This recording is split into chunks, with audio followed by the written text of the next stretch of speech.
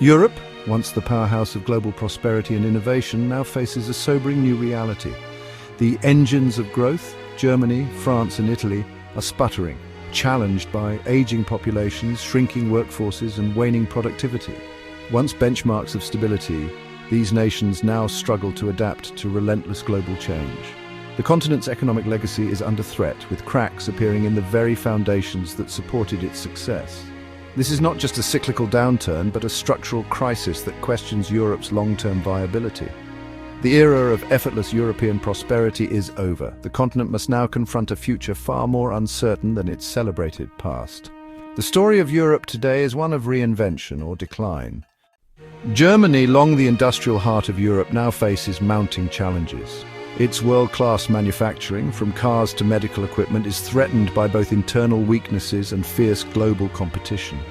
Economic experts warn that Germany's manufacturing dominance may soon fade, signaling a major shift in global trade. Yet, decline isn't inevitable.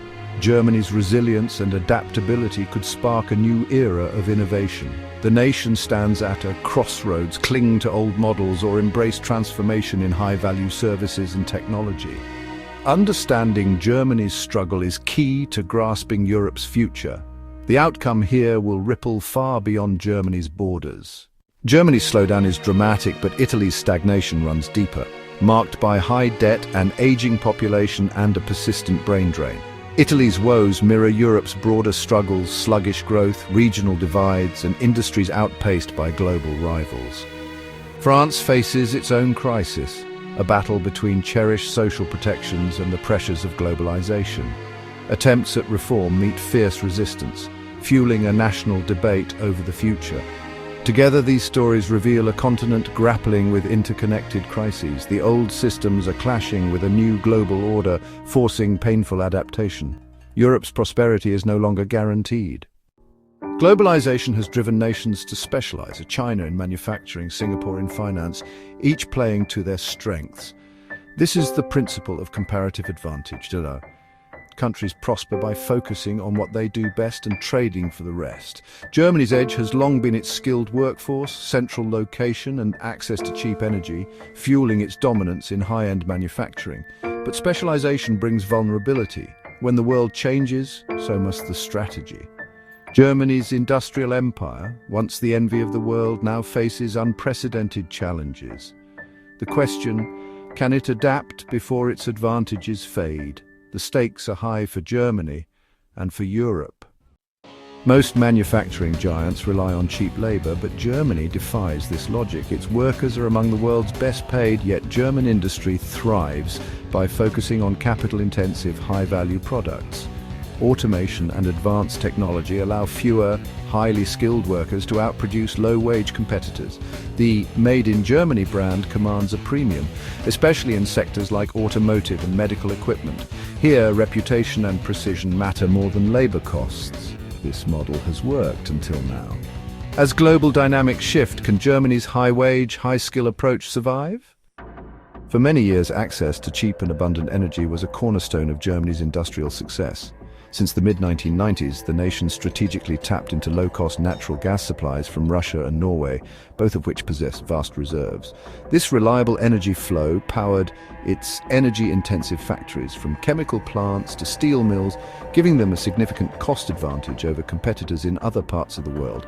However, the geopolitical shifts of the last few years have brought this era to an abrupt and painful end. The sudden and dramatic rise in energy prices has hit German industry far harder than high wages ever did, exposing a critical vulnerability in its economic model. This energy crisis is a primary, though not the sole, factor accelerating the potential shift away from its manufacturing-centric economy. The energy crunch has inflicted severe damage across a broad spectrum of German businesses, many of which were still heavily reliant on fossil fuels to power their operations. The shock was particularly acute for the energy-hungry sectors that form the backbone of German industry.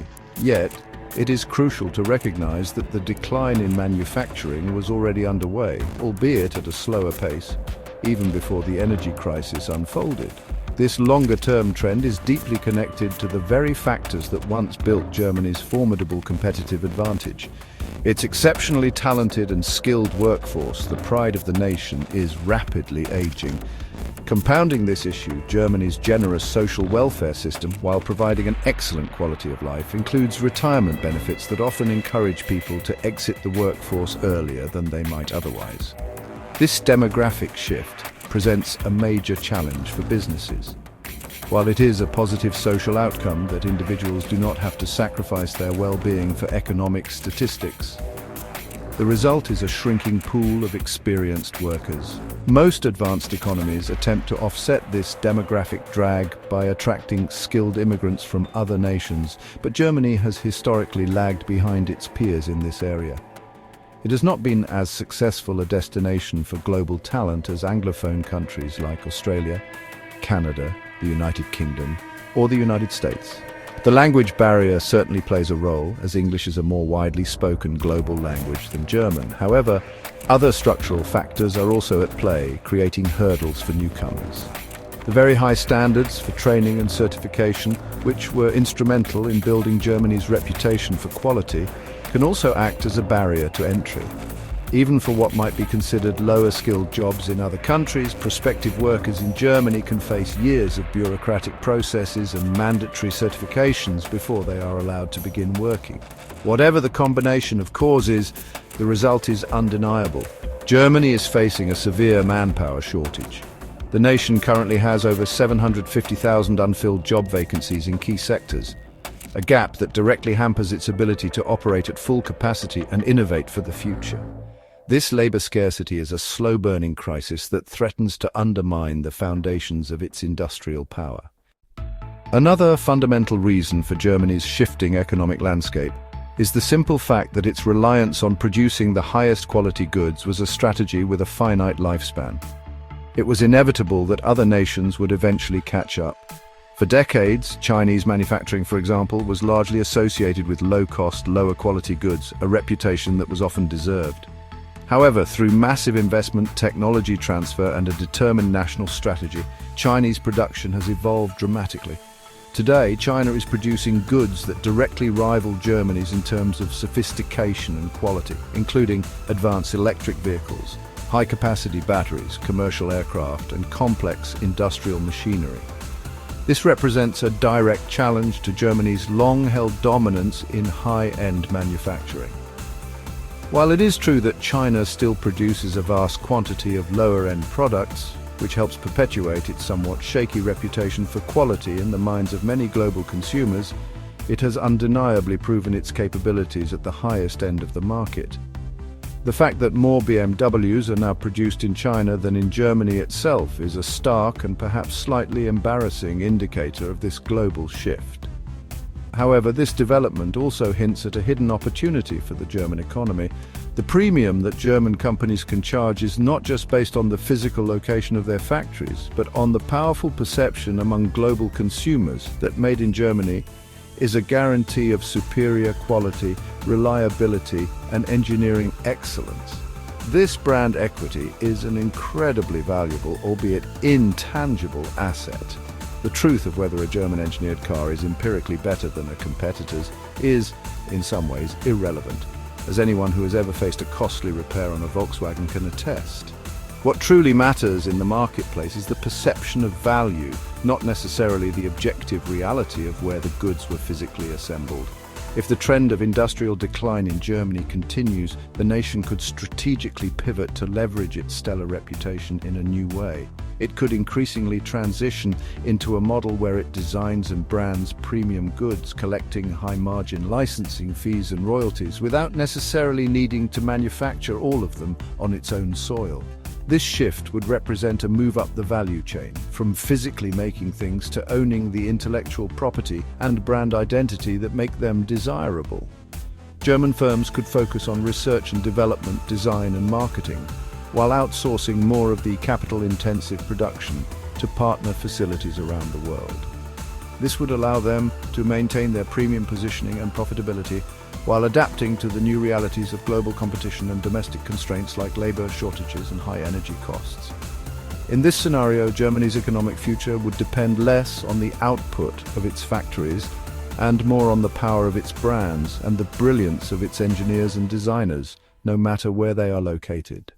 In many respects, the prospect of Germany scaling back its manufacturing sector is an overdue and natural development for a highly advanced economy. When compared to other developed nations, even those with significant automotive sectors and high-end producers, Germany's economy is an outlier. It has a disproportionately large share of its workforce, almost 50% more than its peers, employed in industrial jobs.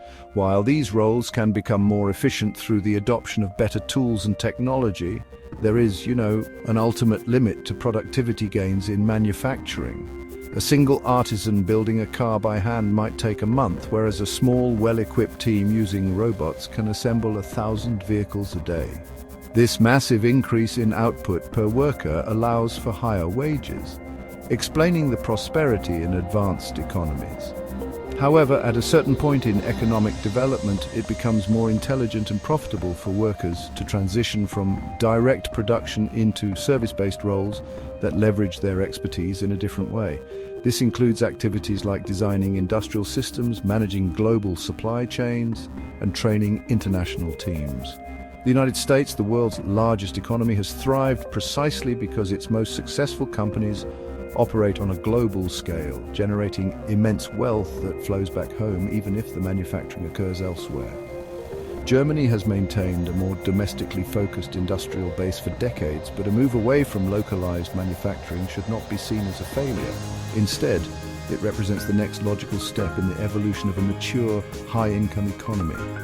Nevertheless, such a profound structural transformation is never without significant challenges and potential disruptions.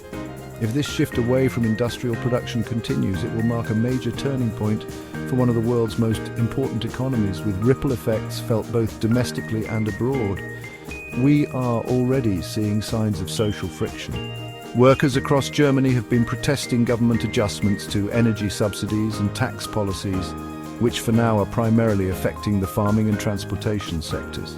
These protests, however, are an early indicator of the social tensions that can arise when long-established business norms begin to change and government support is recalibrated for a new economic reality. Germany's history of harmonious labor relations was built on a system of strong unions and co-determination, where workers have a say in corporate governance. This model works exceptionally well as long as companies are reliant on a local workforce. However, the move toward offshoring production could weaken the bargaining power of German labor and threaten the foundations of this equitable economic model. Even a cold-hearted economist focused purely on macroeconomic figures would see risks in this transition. While workers could theoretically move into better, higher-value service jobs, the skills required to assemble an engine are very different from those needed to train a foreign production team. There is no guarantee that new, better jobs will emerge to replace the old ones, only that there will be fewer of them. While Germany's slowdown stunned many who saw it as the EU's unwavering anchor, Italy's struggles run far deeper, with a stagnation stretching back much further. From weak growth to growing gaps between rich and poor and a shrinking workforce, Italy mirrors broader European woes from past crises it never fully shook. Italy's economy is a wild ride, facing nearly every big challenge other nations do all at once. It carries some of the world's highest debts, an aging population, a drain of young talent, regional divides, slow progress, shaky tax income, and once-top industries outdone globally. It is a perfect case study for navigating the treacherous waters of globalization, offshoring, and trade limitations. The very issues that keep policymakers awake at night in the USA, Russia, China, and across Europe. Italy has been wrestling with these complex forces for the better part of 2 decades, which goes a long way in explaining its staggering 15-year economic decline. That sounds incredibly dire, and it is, yet the economy has managed to handle this chronic pressure with a strange resilience, all while hosting some of the highest poverty rates in a region typically associated with immense wealth.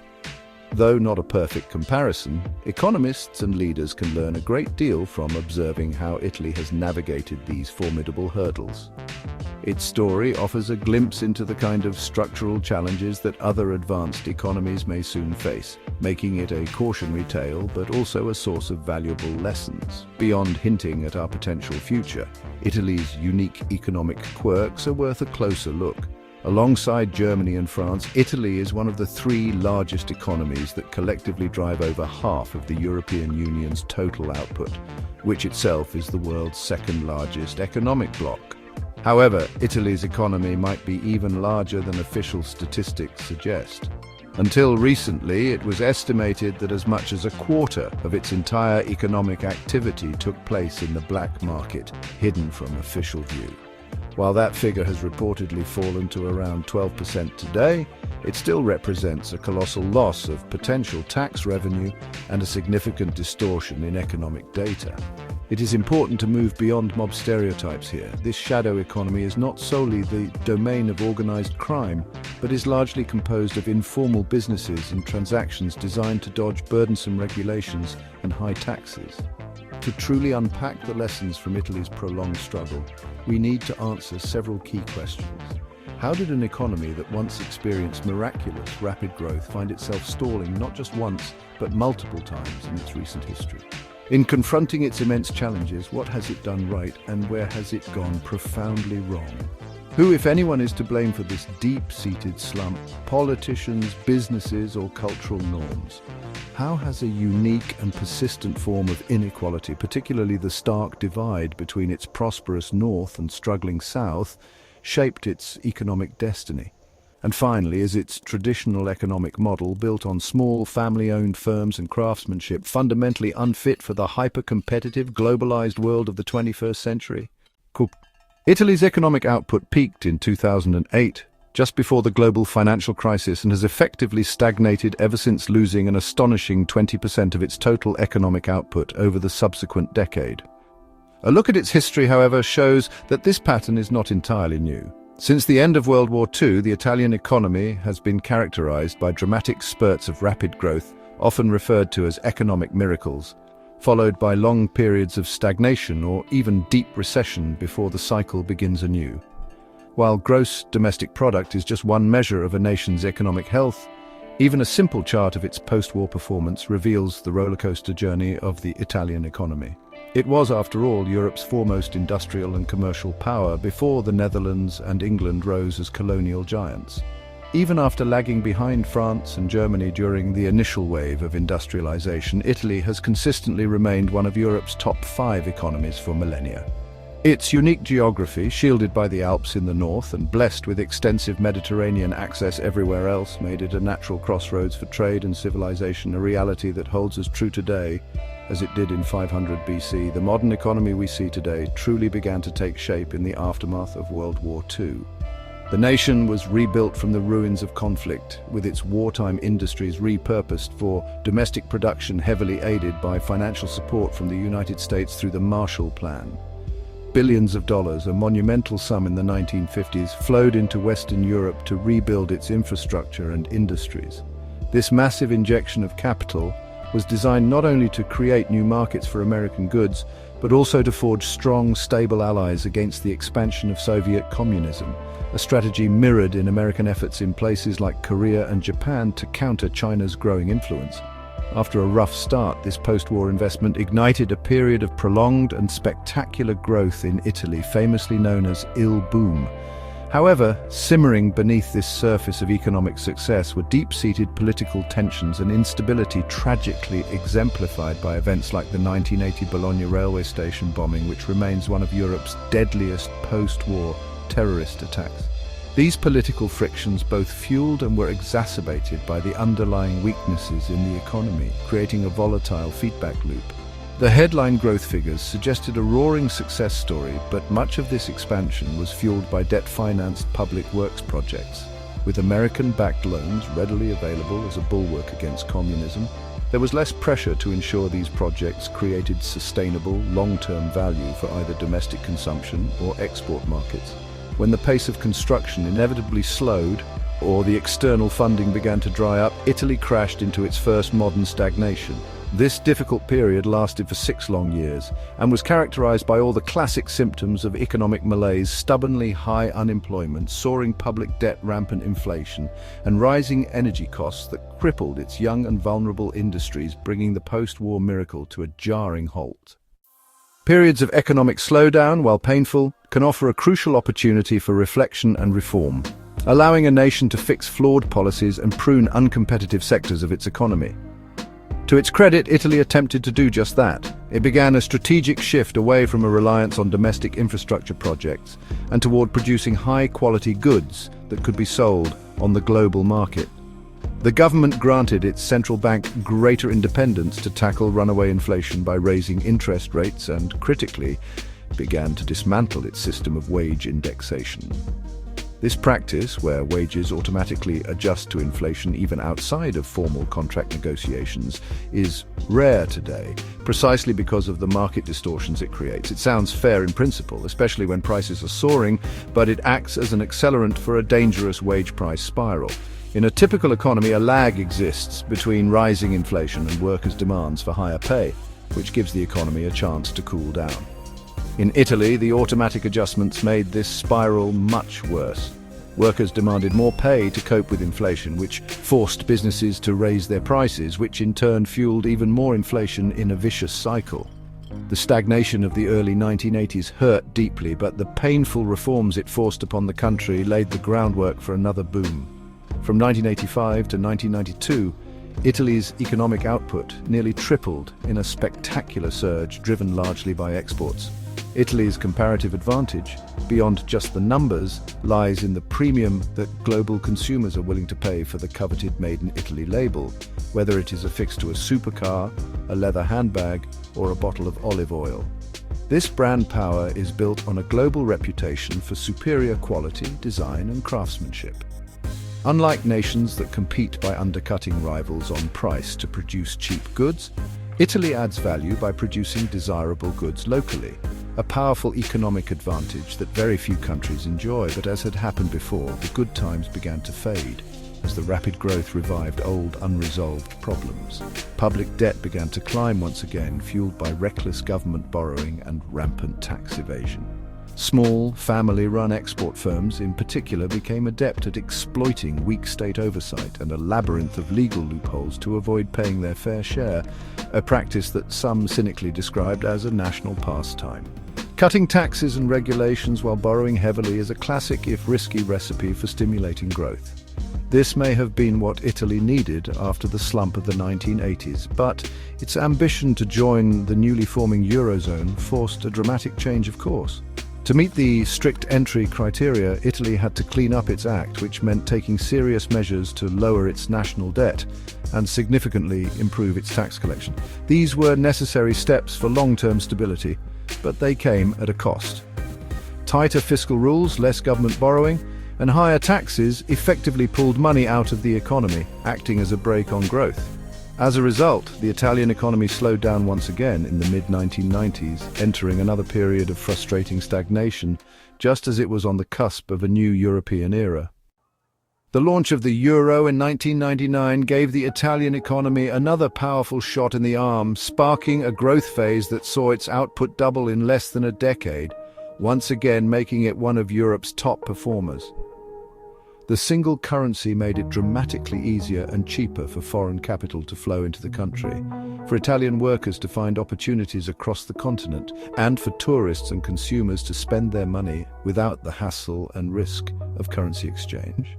This monetary integration coincided with a period of strong growth in Italy's core manufacturing and tourism sectors, creating a wave of optimism. Then the 2008 global financial crisis and the subsequent Eurozone sovereign debt crisis hit with brutal force, triggering the 15-year stagnation from which Italy has yet to recover. Exploring Italy's cyclical boom and bust history naturally raises a critical question. Can it rise again? No one, especially not an economist, can predict the future with certainty, but if history were a reliable guide, one might conclude that Italy is due for another upswing. However, the situation is not that simple. A potent combination of new and deeply entrenched challenges makes a classic, export-led comeback highly unlikely this time around. Chief among these is a demographic crisis. Italy has one of the world's oldest populations, with a huge cohort of citizens nearing retirement age and one of the lowest birth rates globally. This is creating immense strain on public resources as the number of young workers available to support a growing elderly population continues to shrink. This demographic problem is made significantly worse by a persistent brain drain of its most educated young people, who are leaving the country in search of better-paying jobs and greater opportunities abroad. We spoke with Professor Billary from Bocconi University, a leading economist who trains many of Italy's brightest minds. He noted that Italy consistently sends more of its university graduates abroad than it receives from other countries, a deeply concerning trend for a nation trying to build a modern, knowledge-based economy. From the perspective of the individuals, this freedom of movement is a great benefit of the European Union, allowing them to improve their lives and spread ideas globally. But from a national perspective, losing so much top talent suggests the country is over-educating its youth for the opportunities available locally. EU membership exacerbates this problem, as talented Italian students can move to work in Germany, France or Luxembourg without needing a visa. The most obvious solution, raising wages to make staying more attractive, is difficult because Italian industries struggle to match the productivity levels of their larger European rivals. The average Italian firm has only 3.6 employees, compared to an average of around 15 in other major Western European economies, making them inherently less efficient. Size matters in advanced economies. Larger firms can achieve economies of scale and invest in the specialization needed to produce highly valuable goods. 10 individual artisans making cars will produce far less than one factory with 10 workers, each focusing on a specific task like engine assembly or bodywork. Italian firms also lag significantly in technological investment.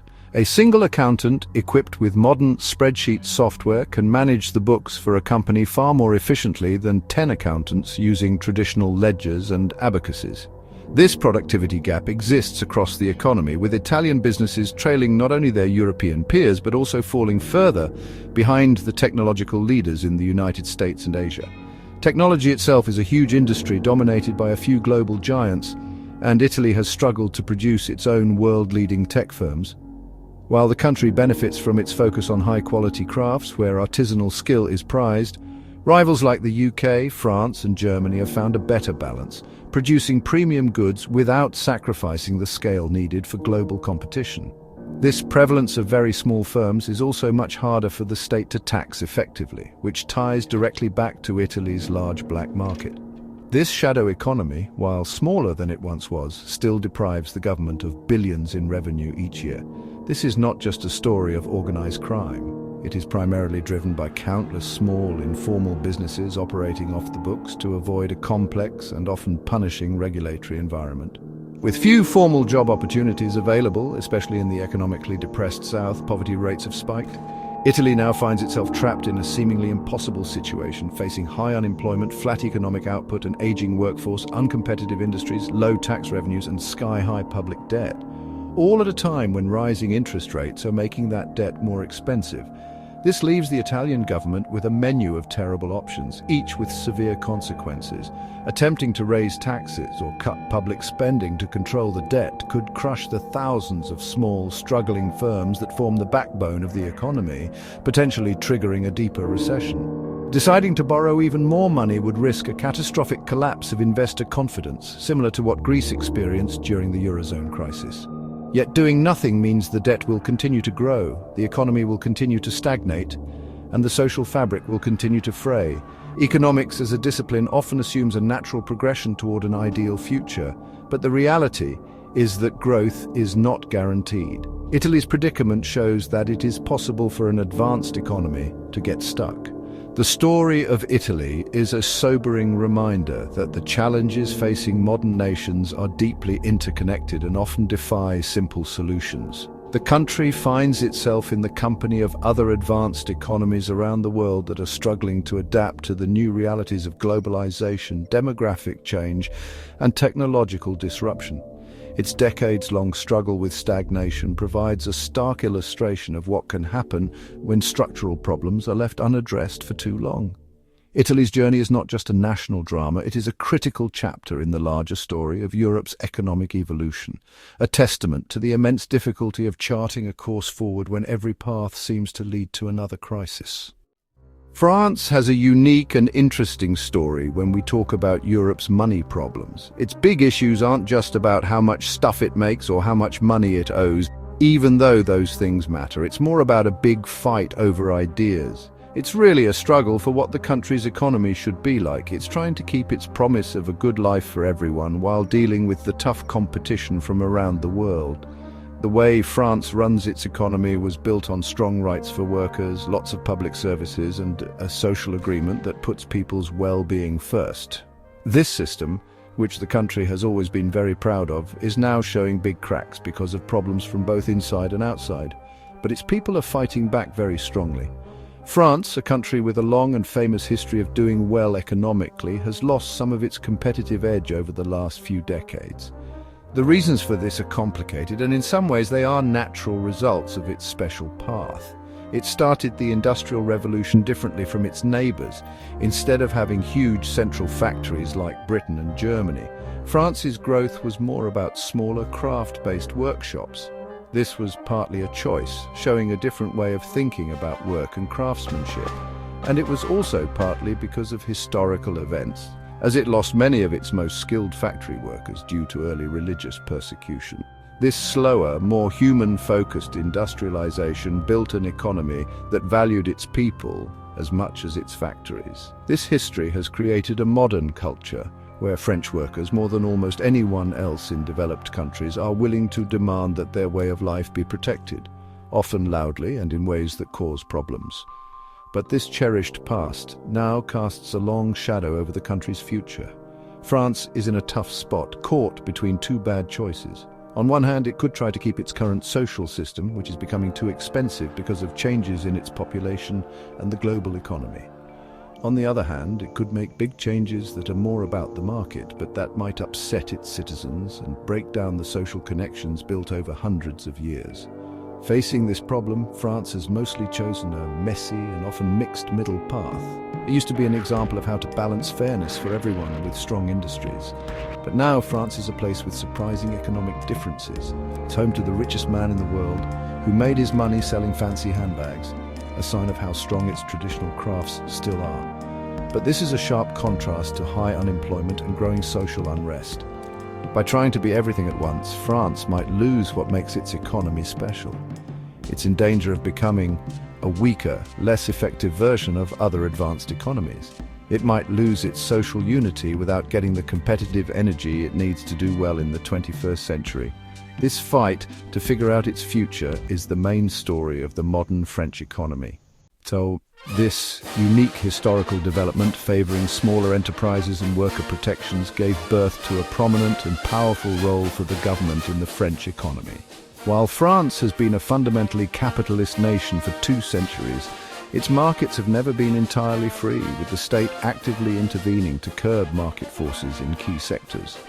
The prevalence of small firms was beneficial for workers, as it fostered competition for labor and prevented single employers from dominating local job markets. However, it also meant that the French economy struggled to achieve the economies of scale necessary for certain massive undertakings. Small workshops simply cannot build a national railway network, launch a global airline, or develop a nationwide telecommunications system on their own. To overcome this limitation, particularly in the post-war Reconstruction era, the French government pioneered a unique economic philosophy known as dirigisme. This was a hybrid model that blended state planning with private enterprise to guide national development. Under dirigisme, the government created and managed a host of state-owned enterprises to fill the gaps left by the private sector.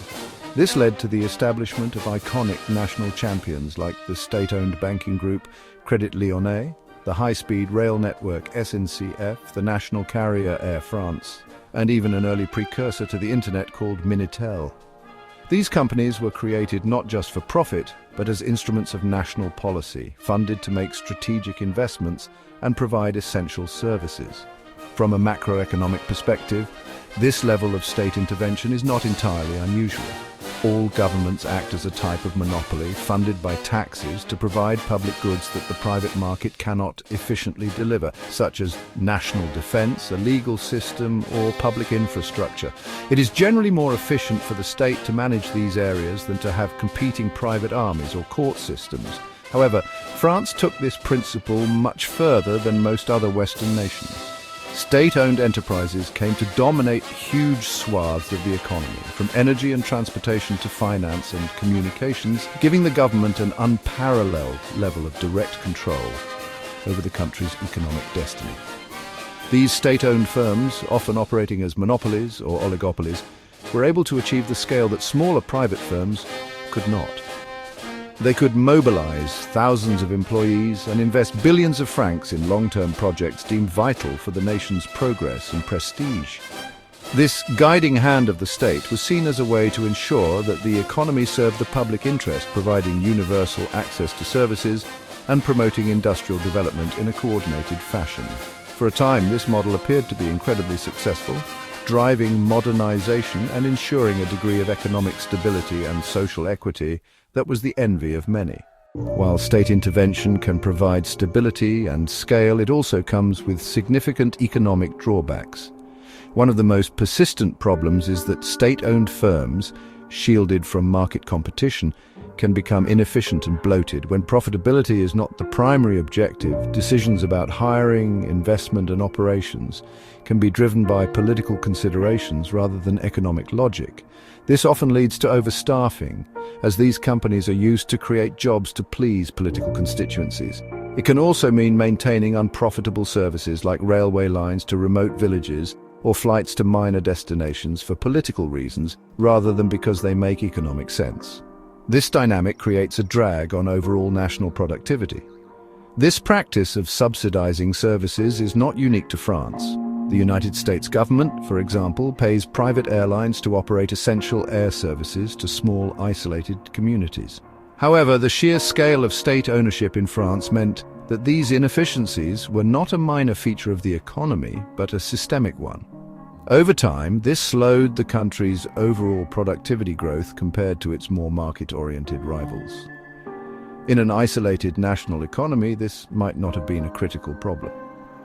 The social benefits of universal services and stable employment could be seen as a worthwhile trade-off for slightly lower economic output. But in an increasingly interconnected global economy, this lack of competitiveness has created formidable hurdles for France. A major unintended consequence of the dirigism model was its tendency to fuel inflation. By creating an abundance of secure, well-paid jobs at state-owned companies, the government could keep the official unemployment rate artificially low. While low unemployment is generally a positive goal, economists recognize a concept called the natural rate of unemployment, typically around 2 to 3% in advanced economies, which represents the normal churn of people between jobs. Pushing unemployment below this natural rate for extended periods can trigger a dangerous inflationary spiral. When everyone has a job and more income, demand for goods and services rises, and firms must offer higher wages to attract the few available workers, forcing them to raise their prices. This wage price spiral remains manageable if productivity gains keep pace with wage increases. If a factory hires an 11th worker who helps produce more baskets, paying them more is sustainable. But if that new worker demands a higher wage without a corresponding increase in output, the cost must be passed on to consumers through higher prices, leading to inflation without any real gain in prosperity. State-owned firms, often prioritizing job creation over efficiency, are particularly prone to this problem. The high employment they generated under dirigism, especially during the 1980s, contributed to a spike in French inflation, which eventually prompted the government to begin pulling back from its deep interventionist policies, though the cultural expectations it created remain. So, France's old way of running things and its unique history with factories and businesses has made its workers expect a lot from their lives. French workers have gotten used to a system that gives them really good retirement money, a short work week that's the law, and some of the best job protections anywhere. For many years, French companies, often protected from strong foreign competition by the government, could afford to give all these great benefits. But now, as it's easier to trade with other countries and there's more competition from places where workers are paid less, these companies are finding it super hard to compete globally while paying for France's expensive way of life. This problem gets even bigger because of how many people there are in France, which is a challenge Germany and Italy also face. There are fewer young workers, and they have to support more and more retired people. This unbalance puts a huge strain on the country's retirement and healthcare systems, which are some of the best in the world. To keep this system going, the government has to make some really unpopular choices. They could raise taxes on workers and businesses, but that might slow down the economy and cause smart people and money to leave for places with lower taxes. France already loses a lot of its skilled workers to Germany, the United Kingdom, and the United States. The other choice is to cut benefits, which means giving less retirement money, making people work longer before they retire, or making worker protections weaker so companies can compete better. But this path leads to big, angry fights with the French people. Any try to change the system is met with huge strikes and street protests, as people fight to keep a way of life they believe is their basic right. This leaves the government in a really tough spot, trying to balance what the economy needs with what's politically impossible to do. This deadlock has led to things being partly stuck where different governments have only made small changes to the system without making the big, deep changes that many money experts think are needed. This ongoing struggle forces France into a tricky and often confusing balancing act. It tries to make some businesses more productive, while also trying to keep systems that just aren't competitive in today's global world. The country has tried to use its old reputation for handmade quality and fancy goods, like turning a handbag that costs $100 to make into a fancy item that sells for $10,000, to make up for the weaknesses in its main industries. Basically, France is trying to live beyond its means, paying for a top-notch social system with a so-so industrial engine. This gap between what people expect and what the economy can actually do can't last forever, meaning hard and big changes are coming. The French economy today is a fascinating tapestry of contradictions, a place where age-old traditions coexist uneasily with the hyper-modern forces of global capitalism. It is a nation that fiercely protects the rights of the ordinary worker, yet has produced some of the world's wealthiest billionaires, often from industries rooted in its artisan past, like luxury goods and cosmetics. This duality highlights the core tension facing the country, while the legacy of small-scale craftsmanship provides a powerful brand identity and a source of immense profit for a select few. The broader economy struggles to keep pace with more dynamic, technology-driven competitors. The resistance of its workers to change is not just stubbornness. It is a defense of a specific vision of society against a global tide that threatens to wash it away. When we look at Germany, Italy and France together, we see that these three nations, which form the very heart of the European Union's economy, are all grappling with deep systemic issues. Their individual problems may have different historical roots and manifest in different ways. Germany's industrial anxiety, Italy's chronic stagnation, and France's ideological paralysis. But they point toward a shared set of underlying vulnerabilities. The challenges of an aging workforce, slowing productivity growth, and political blockages to reform are not isolated incidents, but are woven into the fabric of the modern European economic project. These are not cyclical downturns that will be fixed by the next business cycle. They are structural crises demanding fundamental reinvention. The golden era of post-war European growth, which delivered unprecedented prosperity and social progress, appears to be fading into the past. The very systems that were created to ensure stability and share the fruits of industrialization, generous welfare states, strong labor protections, and state-guided development, are now clashing with the new realities of a more competitive, faster-paced, and unforgiving globalized world. The pioneers of modern prosperity now find themselves in a defensive crouch, struggling to adapt their old models to a world that has changed around them. The central question for the continent is no longer how to manage abundance, but how to manage relative decline and find a new place in the global order.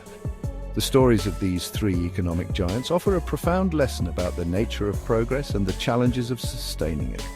They show that past success is no guarantee of future prosperity, and that even the most powerful economies can be brought low by a failure to adapt.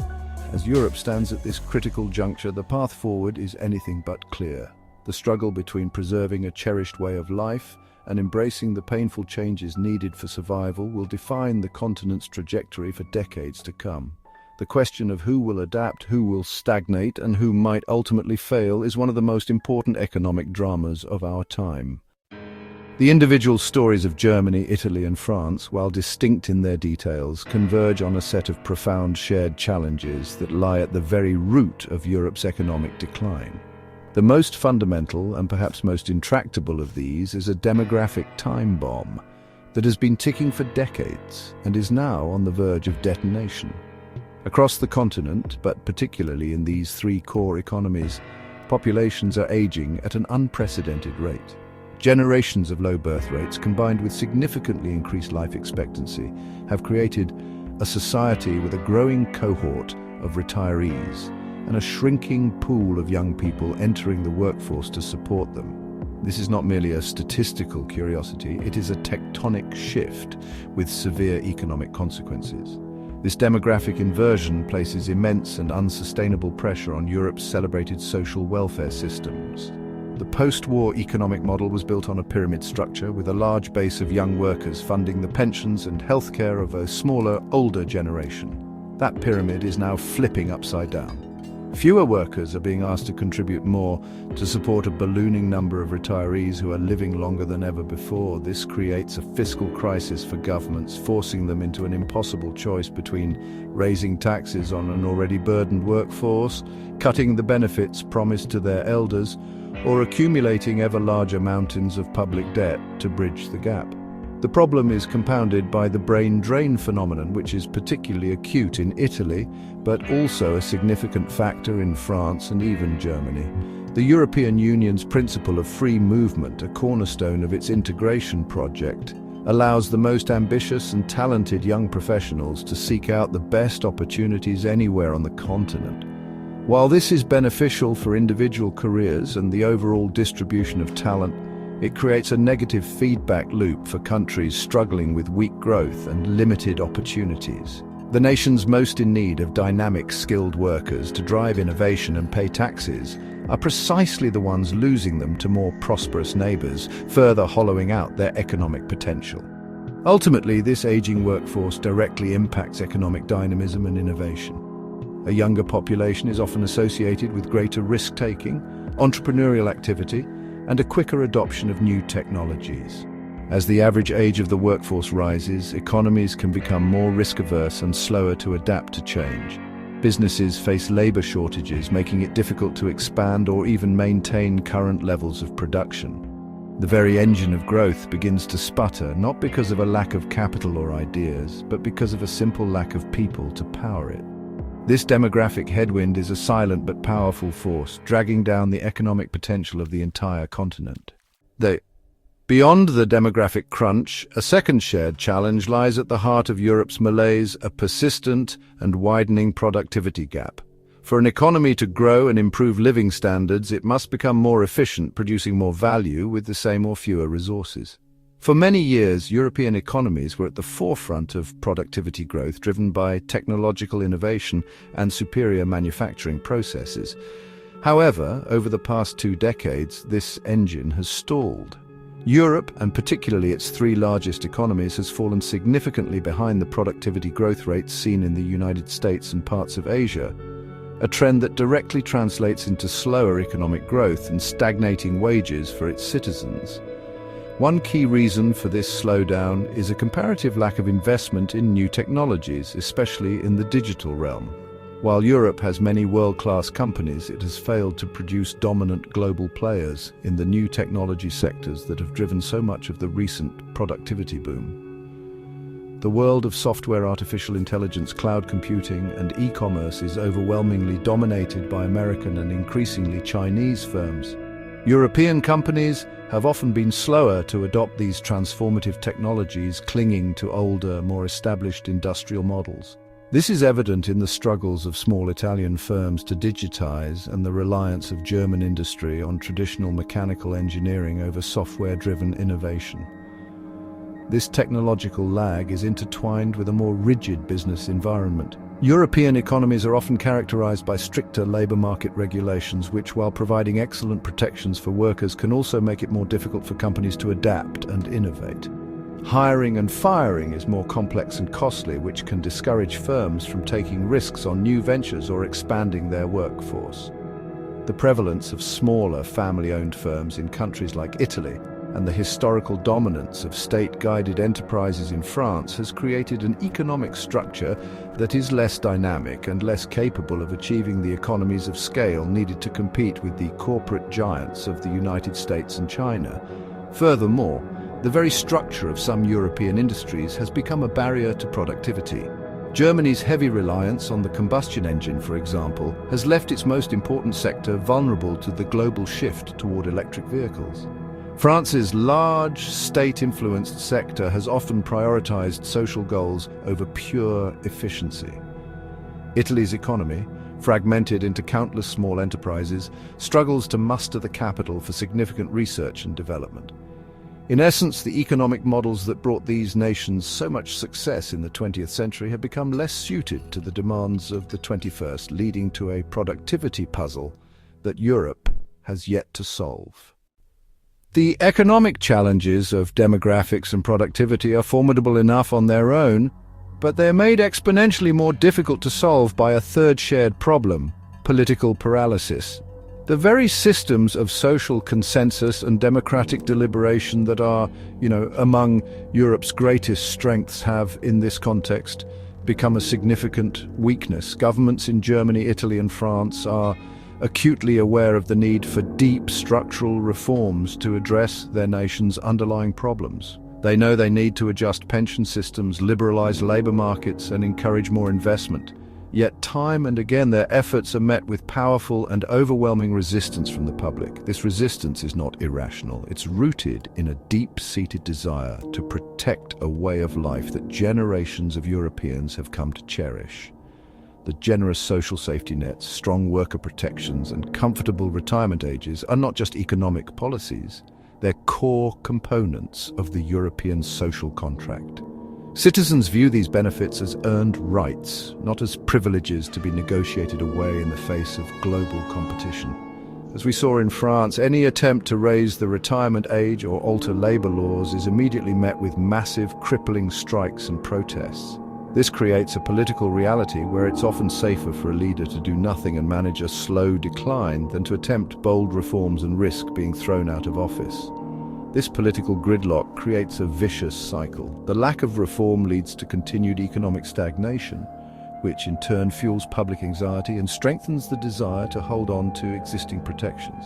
Populist movements on both the left and the right have capitalized on this fear, promising to shield citizens from the harsh winds of globalization and restore a bygone era of stability, even if their proposals are economically unviable. This further polarizes the political landscape and makes the kind of broad consensus needed for difficult reforms nearly impossible to achieve. Governments find themselves trapped, unable to move forward for fear of public backlash and unable to stand still as the underlying problems grow worse. The result is a continent caught in a straitjacket of its own history. The successful models of the past have created a powerful set of expectations and political entitlements that now act as a major barrier to future adaptation. In Germany, a culture of consensus makes rapid change difficult. In Italy, political instability and a fragmented system have made long-term planning almost impossible for decades. In France, the ideological commitment to its social model trumps almost all other economic considerations. Across the board, the political will to implement painful but necessary changes is consistently outmatched by the public's will to resist them, leading to a state of suspended animation while the world economy moves on. Taken together, these shared challenges, a demographic cliff, a productivity slump, and political paralysis, paint a sobering picture of a continent at a critical crossroads. The era of seemingly effortless European growth and global economic leadership is clearly over. The core nations that once drove the continent's prosperity are now emblematic of its decline, struggling to adapt old systems to a new and unforgiving global reality. The fundamental question is no longer whether Europe will change, but whether it can manage that change in a way that preserves its core values of social solidarity and quality of life, or whether it will face a future of managed decline and diminishing global relevance. The search for a new economic model is now the central defining task for European leaders. The old playbook of relying on industrial export, state guidance, and a generous welfare state funded by a young population is no longer viable. The continent must find new sources of growth and competitiveness. This will likely require a difficult pivot towards a more knowledge-based, service-oriented economy with a much greater emphasis on digital innovation, green technology, and high-value services. It means fostering a culture of entrepreneurship that has often been stifled by bureaucracy and risk aversion, and it means embracing lifelong learning to help workers adapt to a rapidly changing job market. This transition, however, is fraught with peril. A shift away from traditional manufacturing, as Germany is contemplating, threatens to leave behind millions of workers whose skills are no longer in demand. Embracing a more dynamic American-style capitalism could lead to greater inequality, undermining the very egalitarian principles that Europe holds dear. There is no easy path forward, and every potential solution comes with significant trade-offs and social costs. The challenge is to find a uniquely European third way, a model that combines the dynamism of a market economy with the social protections of a welfare state, but in a form that is financially sustainable for the 21st century. Ultimately, the future of Europe's economy hinges on its ability to overcome its internal divisions and summon the collective political will to act. The individual struggles of Germany, Italy, and France are a microcosm of the continent's larger dilemma. Can they reform their economies without sacrificing their social soul? Can they innovate and compete while bringing their citizens along with them? The answers to these questions will determine whether Europe can reinvent itself as a vibrant and influential player in the global economy, or whether it will continue on its current trajectory of slow, painful erosion, becoming a living museum of a more prosperous past. The journey through the economic landscapes of Germany, Italy, and France reveals a continent grappling with the ghosts of its own success. The formidable economic engine that rebuilt Europe from the ashes of war and projected its influence across the globe for over half a century appears to be running out of steam. The core question that emerges from this analysis is stark and unavoidable. Is Europe's long era of economic dominance truly over? The evidence presented, from Germany's industrial anxieties to Italy's protracted stagnation and France's ideological paralysis, points toward a fundamental structural shift rather than a temporary cyclical downturn. The pillars that once supported Europe's prosperity are undeniably crumbling under the immense weight of modern challenges. This is not a story of sudden collapse, but one of a slow, grinding erosion of competitive advantage and global standing. The shared roots of this decline, an aging population, lagging productivity, and a political system resistant to change, are not easily resolved. They are deep-seated, complex issues that have been decades in the making. The demographic time bomb is not a forecast, but a present-day reality, draining the continent of its vitality and placing an unsustainable burden on its social frameworks. The failure to keep pace with the technological revolutions that have reshaped the global economy has left Europe looking more like a follower than a leader, a custodian of old industries rather than a creator of new ones. The continent's predicament is made more poignant by the fact that many of its wounds are self-inflicted, born from a noble but increasingly unaffordable desire to preserve a specific way of life. The social models that delivered unparalleled quality of life and security are now acting as a straitjacket, preventing the very adaptations needed to sustain that prosperity. The fierce resistance to reform, while understandable from a human perspective, has locked these nations in a perilous state of inertia. They are caught between a past they cannot reclaim and a future they seem unwilling to build, all while the rest of the world forges ahead with relentless ambition and dynamism. The conclusion, therefore, feels inescapable. The post-war epoch, defined by Europe's role as a co-leader of the global economy alongside the United States, has drawn to a close. The continent is no longer setting the pace, it is struggling to keep up.